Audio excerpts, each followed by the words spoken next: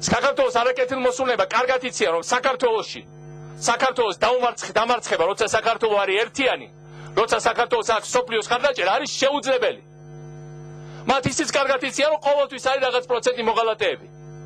და მათი ამოცანაა, რომ ითამაშონ ორგანიზმის შიდა დასუსტებაზე, რათა ეს მოღალატეები, როგორც იმუნიტეტის დაავადება, გამოვიდნენ ასპარეზზე და საქართველო ისევ ლოგინად ჩააგდონ. ისევ დაავადებულ ერად აქციონ. ნუ რას უკაცრავად.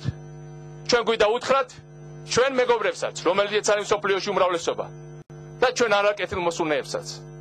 სხვა საქართველოა, სხვა ერია, სხვა გამოცდილებაა, სხვა სიძლიერეა, სხვა სულიერი სიმტკიცეა დღეს საქართველოში.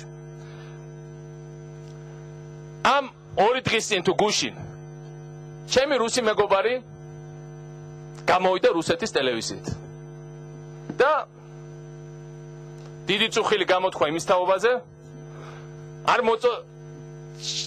დაენანა საქართველოში დემოკრატიის ხარისხი და საქართველოში დემოკრატია დაიწუნა. ამავე დროს ისაუბრა საქართველოში მოსალოდნელ სამოქალაქო დაპირისპირებაზე და ქართველებს შორის სისხლისღვრიის თავიდან აუცილებლობაზე გამოთქვა იმედი. ამ კაცმა კარგად იცის, რომ მართლაც 90-იანი წლების დასაწყისში ჩვენმა სამოქალაქო დაპირისპირებამ დაგვაკარგია ის, რასაც ეხლა ვერ ვაკონტროლებთ.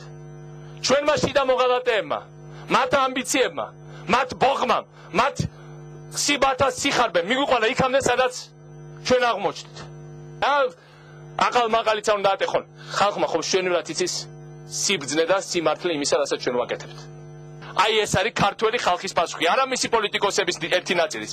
ქართველი ხალხის პასუხი საქართველოს არამკითხე ჭირის უფლებზე და ცრემლების დამღვრელებზე, ქართველი ხალხის ბედზე, ქართველი ხალხის გადაშენებაზე, ქართველი ხალხის შემდგომ არსებაზე.